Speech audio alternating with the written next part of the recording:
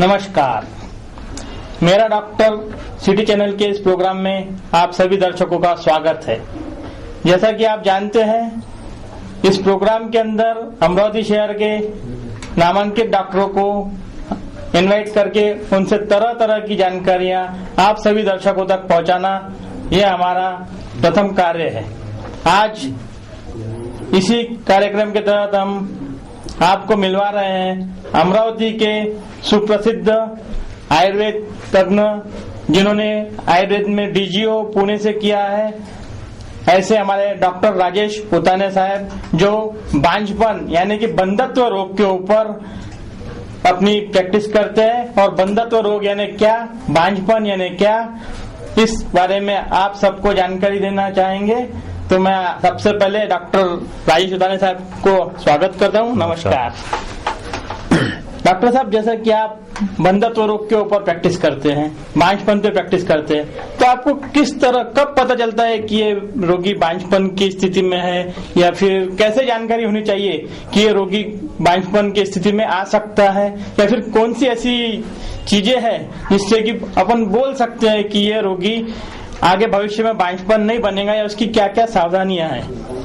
पहली बात तो ये कि जब भी कोई भी रोगी जब सामने आता है, जब उसके 1 साल शादी को हो जाता है और शादी को 1 साल होने के बाद में जब उसको बच्चा नहीं होता है, तो डॉक्टर की तरफ जाता है। तब पता चलता है कि इसमें कहीं ना कहीं रुकावट आ रही है, कि जिसके वजह से बाल बच्चे नहीं होते। तब वो डॉक्टर के पास में आता है और बोलता है कि ऐसे ऐसे है। उसके बाद में उसकी जांच शुरू होती है, और उस तब पुरुष में कुछ जांच होती है, कुछ स्त्रियों में जांच होती है। उसके बाद में डॉक्टर तय करता है कि इसमें कपल में दोनों की इसमें कुछ कमियां हैं, या फिर पुरुष में है या स्त्रियों में है। और इस तरह से फिर बांझपन का इलाज वहां से चालू हो जाता है। तो जैसे कि आपने बताया कि पुरुष या स्त्री में इसमें कोई कमी हो सकती है, तो इसमें कमी किस बात की होती है? जैसे अलग अलग कमियां इसमें नजर आती है। जैसे पुरुषों में अगर लेते हैं तो शुक्र जंतु की काफी बार कमी नजर आती है, संख्या उसमें कमी रह सकती है शुक्र जंतु की। जैसे शुक्र जंतु यानी वीर्य के बारे में थोड़ा आप हमारी जनता को जानकारी दीजिए कि वीर्य यानी क्या होता है, कैसे जंतु रहते हैं, उसकी क्या कमी रहती है, क्या प्रतिशत रहता है, इसके बारे में थोड़े से शब्दों का आप बताइए। शुक्र जंतु एक वीर्य में चलन वलन प्रक्रिया करने वाली एक महत्वपूर्ण घटना है, जो आगे भविष्य में बाल बच्चे तैयार करने से लेके सभी प्रक्रिया उसके जरिए होती है। जो वीर्य के अंदर 15 मिलियन से लेके नॉर्मल कहा जाता है, और जो उसकी चलन वलन प्रक्रिया जिसको अपन जिंदा रहने की क्षमता बोलते हैं, वो करीब करीब 50% के ऊपर ही नहीं चाहिए। और वो 50% के अगर नीचे आती है, या फिर 15 मिलियन के अगर नीचे आती है, तो उसमें बांझपन ठहरने की संभावना ज्यादातर रहती है। अच्छा, जिंदा रहना मतलब उसकी मोटिलिटी बोलते हैं। तो जैसे कि आपने बोला कि 50% से अधिक उसकी मोटिलिटी होनी चाहिए, अगर नहीं रही तो ऐसे क्या कभी माँ या कभी बाप नहीं बन सकते? नहीं, क्या है कि इसमें अगर कुछ कमियां नजर आती भी है, कहीं उसके मोटिलिटी या चलन वलन प्रक्रिया कम भी आती है, तो उसके इलाज के जरिए वो 90 दिन या 160 दिन या 180 दिन के अगर उसने इलाज किया, उसके अंदर अंदर वो अच्छा हो सकता है, और उसमें बाल बच्चा उसमें होने के चांसेस काफी अच्छे रहते हैं। तो यानी आपका कहना यह है कि आयुर्वेद औषधियों से उपचार कर आप बंधत्व यानी बांझपन कंप्लीट ठीक कर सकते हो? बिल्कुल बिल्कुल।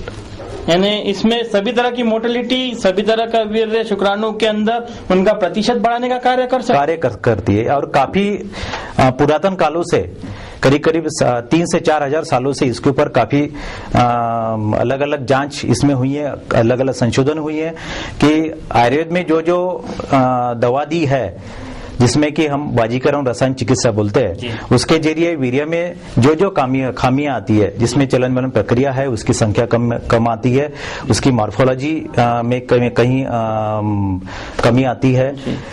तो इस तरह से काफी सारे करेक्शन आयुर्वेद के मार्फत और आयुर्वेद के दवाई के मार्फत, इलाज के मार्फत अपन अच्छा कर सकते हैं।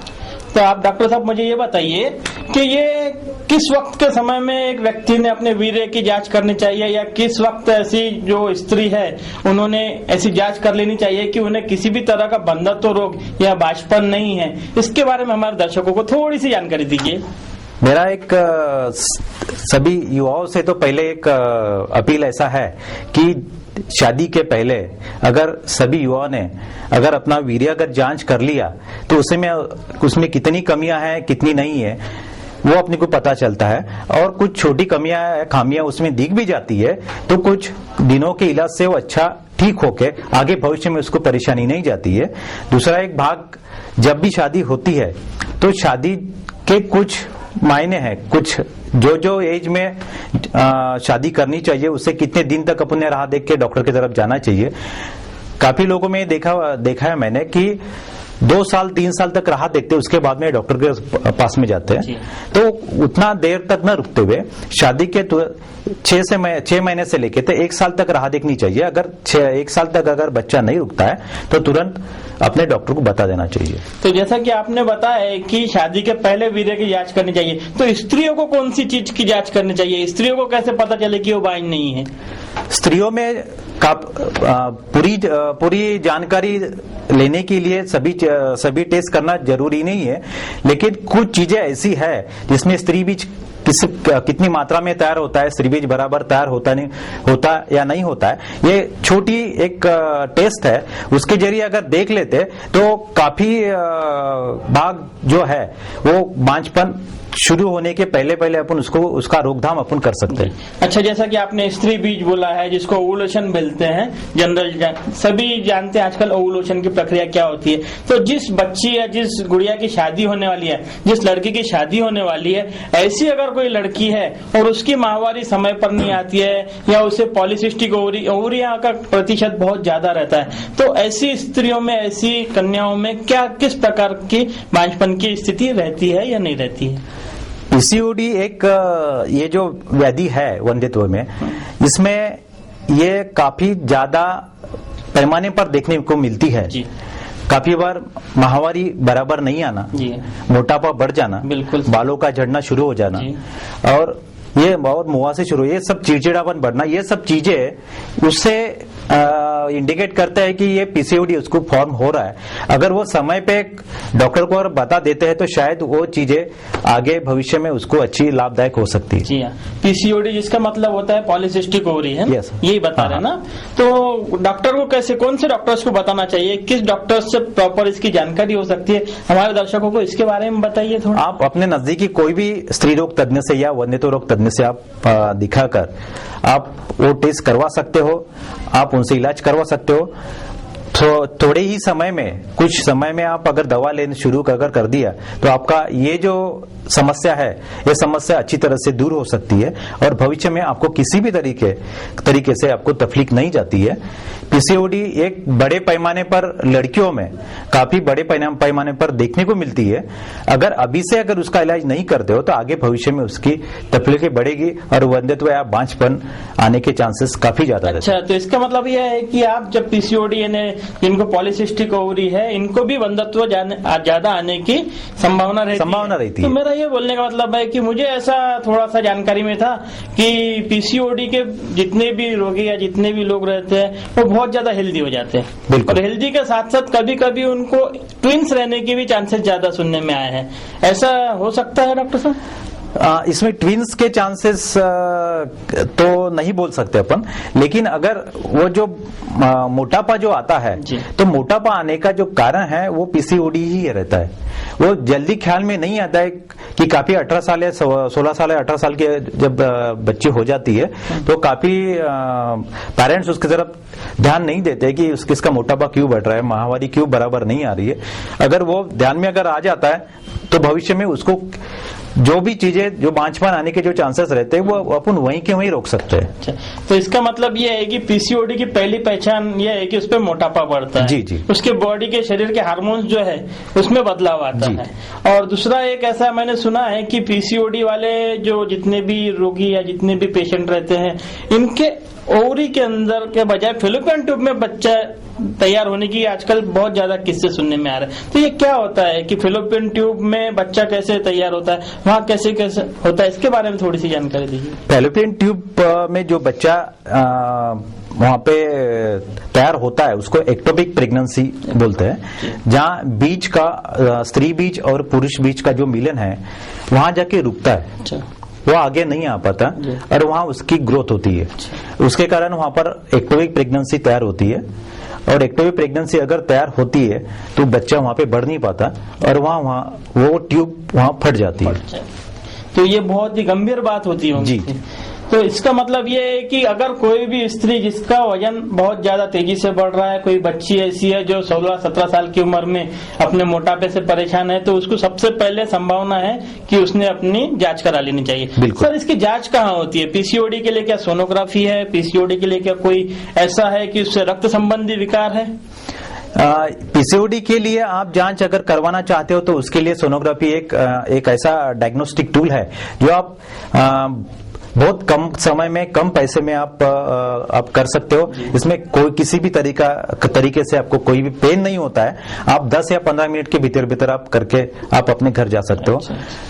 तो जैसे अब बच्चों, ये हो गई स्त्रियों के बारे में, अब जैसे आजकल के यंग लड़के रहते हैं, उन्हें बहुत सारी बैड हैबिट्स रहती है, तो बैड हैबिट्स जो होती है क्या वो भी कहीं ये बांझपन या बंधत्व रोग के लिए कार्यवाह करती है?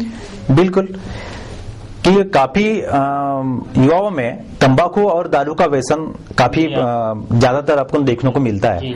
जो चेन स्मोकर रहते हैं, कहीं गुटखा खाते हैं और दारू पीते हैं, इससे ये लगातार अगर 10 साल 15 साल अगर यही सिलसिला अगर चालू रहता है तो उसमें वीर्य में जंतु की प्रक्रिया थम जाती है, पैदा होने की क्षमता कम होती है और आगे बांझपन आने के चांसेस काफी ज्यादा रहते हैं। साथ में उसको आगे की जो वैवाहिक जीवन जो रहता है उसमें रुकावट आने की भी कोशिश इसके जरिए हो सकती है। अच्छा, जैसा कि आपने बताया है कि तंबाकू का सेवन, शराब का सेवन से शरीर में शारीरिक कमजोरी आ जाती है, वीर्य में कमी होती है, जिससे कि बांझपन आता है, लेकिन हमको तो ऐसी जानकारी है जनरली कि कोई शराब पीने से ज्यादा शक्ति आती है। क्या ये सच है?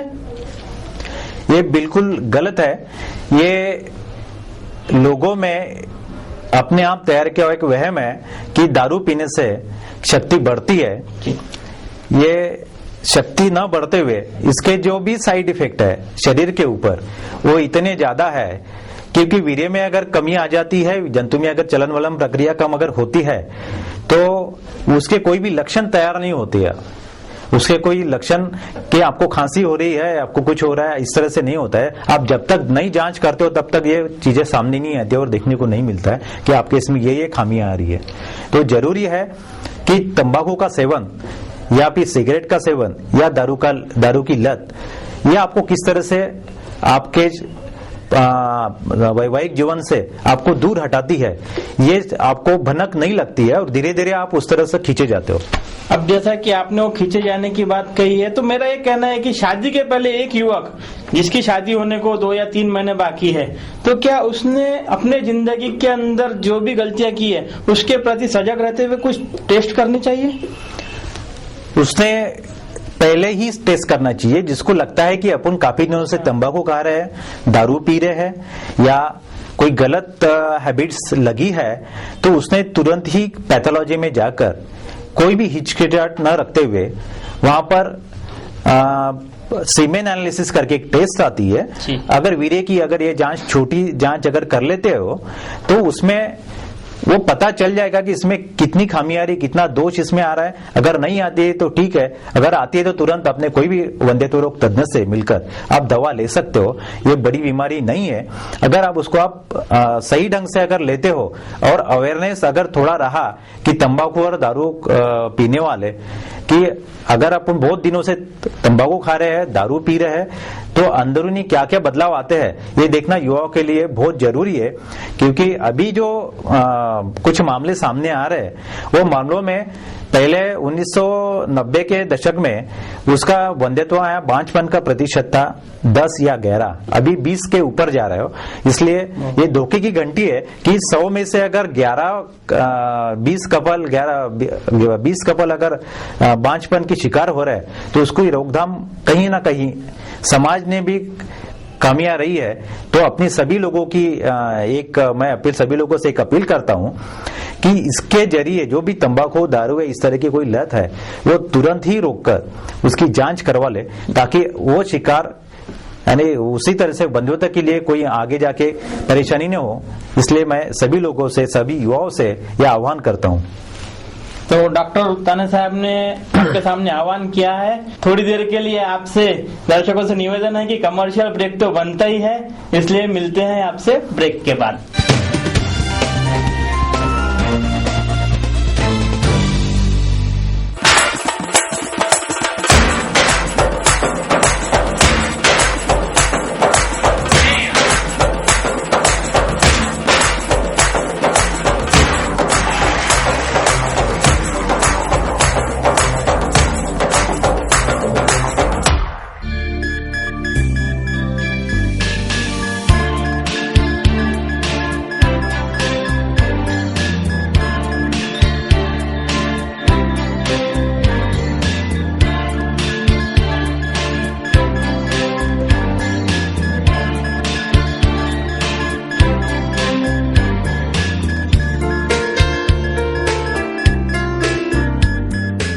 नमस्कार।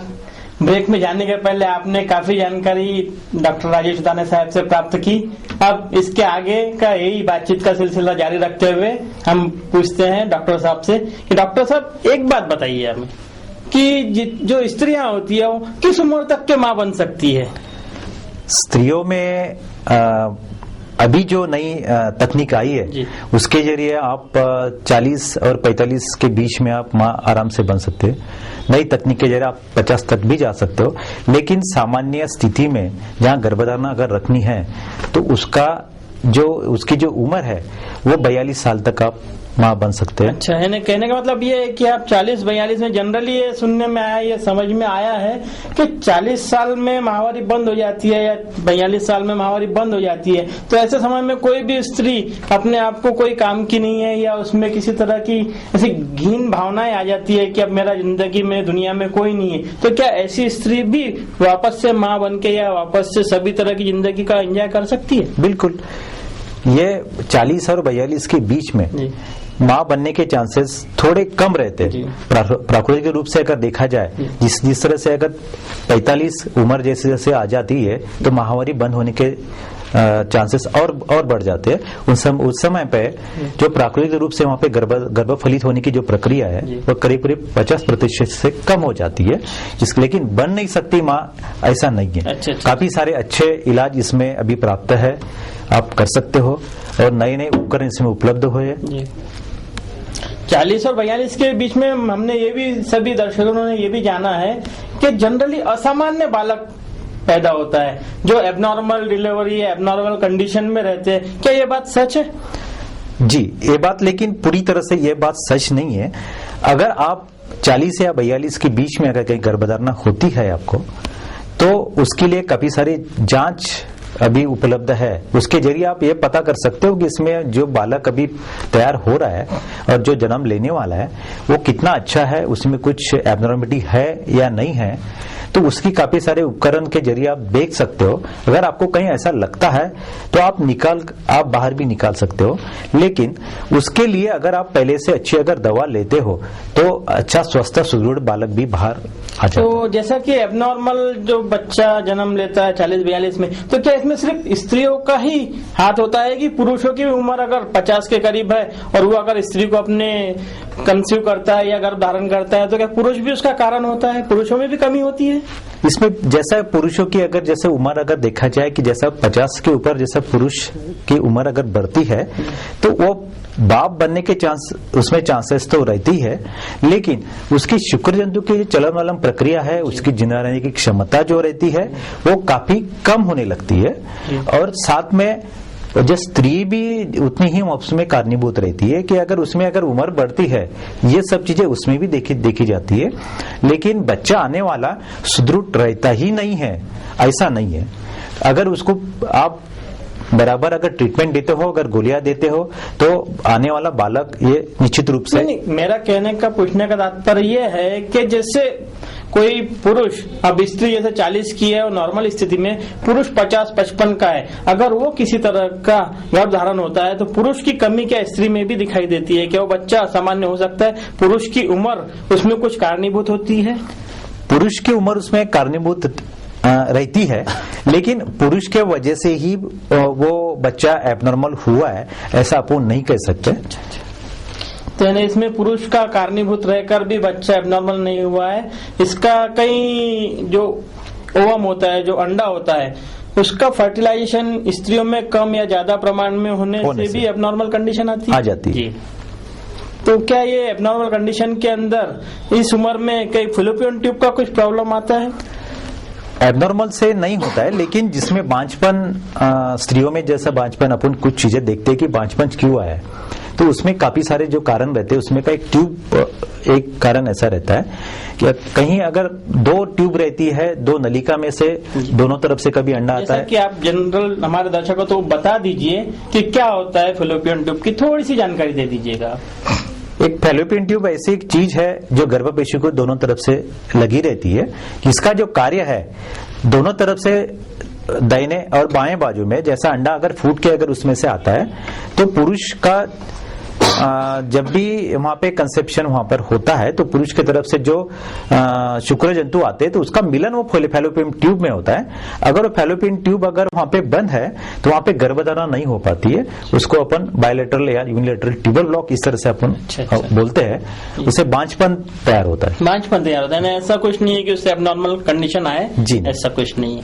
यानी 40-42 की उम्र के अंदर जनरली सभी स्त्रियां अच्छी तरह से गर्भधारण कर सकती। इसमें कोई मानसिक स्थिति का भी कोई फर्क पड़ता है गर्भधारणा में? बिल्कुल बिल्कुल, क्योंकि सभी चीजों में इससे मानसिक, क्योंकि जिसको बाल बच्चे नहीं होते, उसको सामाजिक रचना से अगर देखा जाए तो उसको काफी परेशानी उठानी पड़ती है, क्योंकि अब खुद को वो एक्सप्रेस नहीं कर पाता है और ना ही वो अच्छी तरह से जी पाता है कि ये ऐसा एक पेनलेस डिसीज है जिसको ना बाहर कहीं बोल सकते हैं, ना किसी के साथ में ये शेयर होता है। तो उसके जरिए वो कपल जो रहता है, वो ऊपर से तो काफी आनंदी लगता है, लेकिन नहीं रहता है, उसमें काफी सारे बदलाव अंदरूनी होते रहते हैं, और उसके वजह से ही गर्भधारणा नहीं होने का एक कारण वो भी रह सकता है। अच्छा, जैसे कि आपका कहने का मतलब है कि कारणों में से एक कारण ये भी है कि कोई बांझपन है, उसमें साइकोलॉजी इफेक्ट भी आता है। बिल्कुल जी, अच्छा।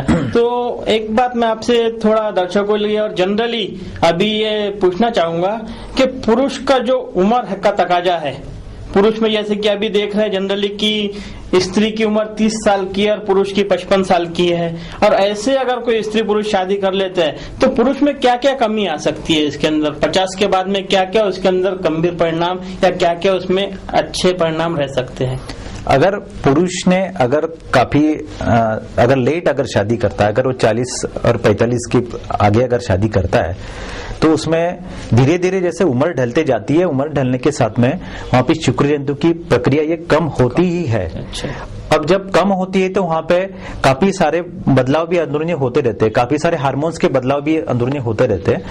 तो जो बदलाव रहते हैं उसका पूरा प्रभाव ये शुक्र जंतु के ऊपर ही आता है, साथ में बाकी चीजों भी अफेक्ट हो ही जाता है। उसके जरिए एक पहला भाग इस तरह से है कि अगर कोई 50 या 55 के दरमियान अगर शादी करता है, तो उसमें डरने जैसी कोई बात नहीं है।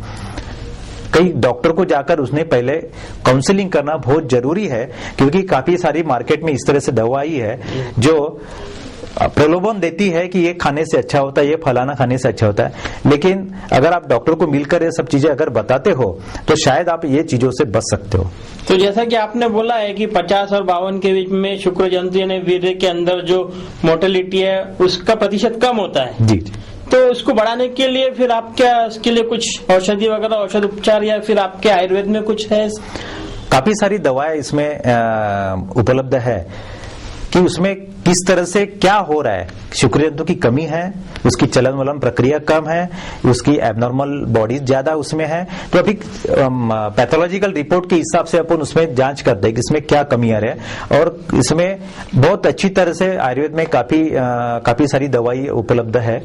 अगर वो ठीक ढंग से अगर पथ के साथ में अगर लेते हैं तो कम दिनों में वो पेशेंट अच्छा हो सकता है। तो जैसा कि आपने बताया है कि एक व्यक्ति 50-55 की उम्र में भी शादी करता है तो वो भी सुखी रह सकता है, तो इसी तरह जनरल प्रक्रिया ये होगी कि कुछ समाज में पहली माहवारी जब आती है उसके दूसरे महीने में ही उस बच्चे की शादी कर दी जाती है, तो उससे ये बताया गया है कि वो जल्दी से ही अपना, उसको किसी तरह का बंधत्व रोग नहीं होता है और जल्दी से ही माँ बनने की मेंटेलिटी में तैयार रहती है।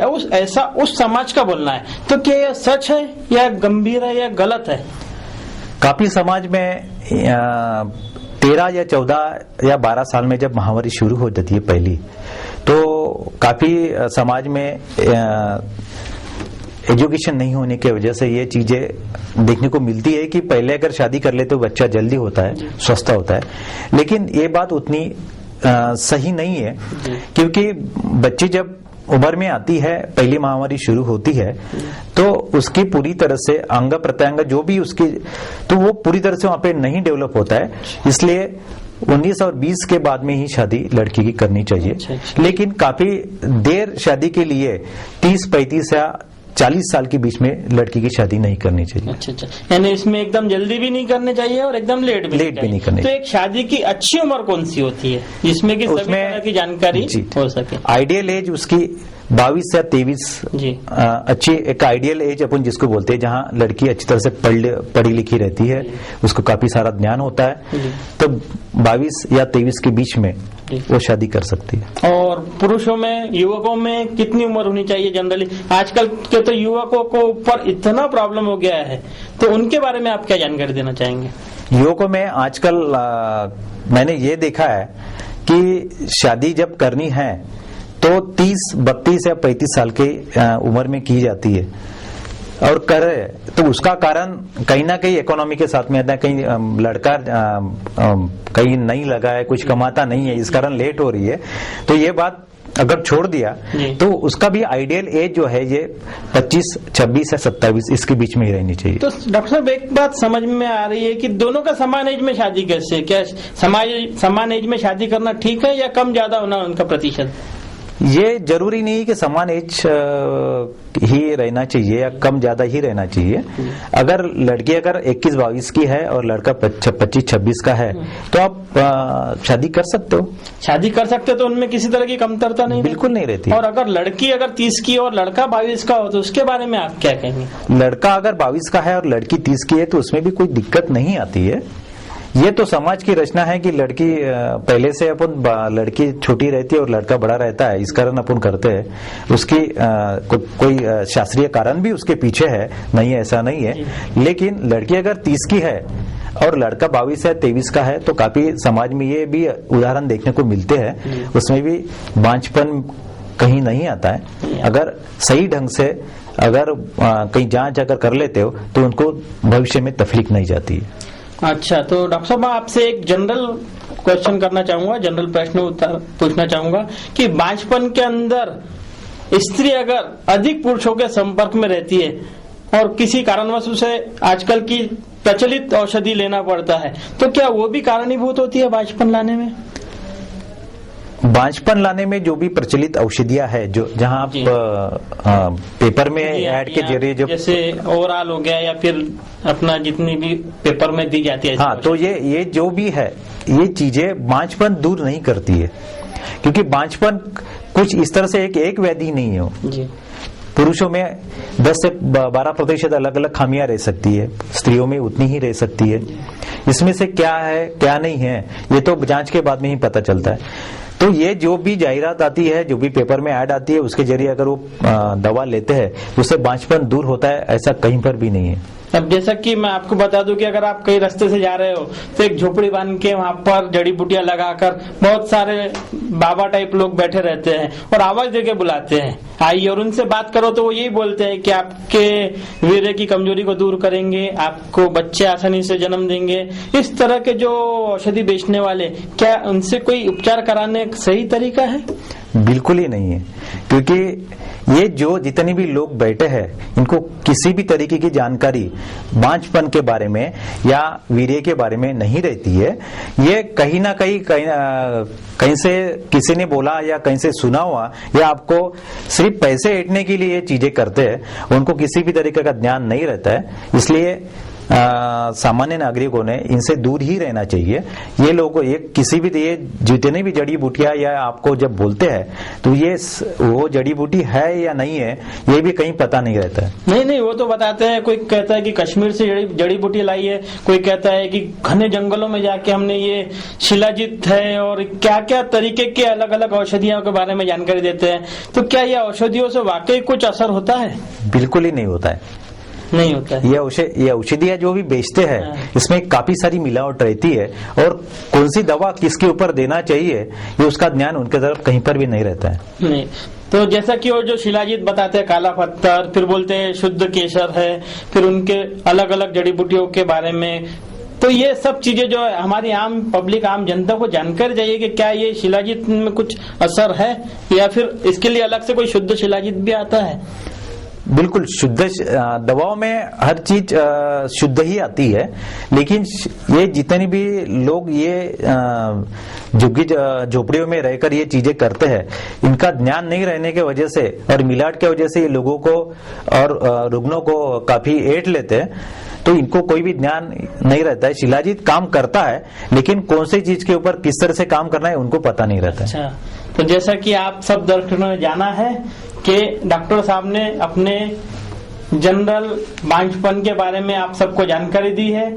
इनसे बातचीत का सिलसिला आगे भी चलता रहेगा और आप सबको अपनी जानकारी देने के लिए और इस सब बातों में किसी भी तरह का प्रश्न पूछना है तो आप हमारे कार्यालय सिटी चैनल धनराज लाइन पे संपर्क कर सकते हैं। नमस्कार। नमस्कार। नमस्कार।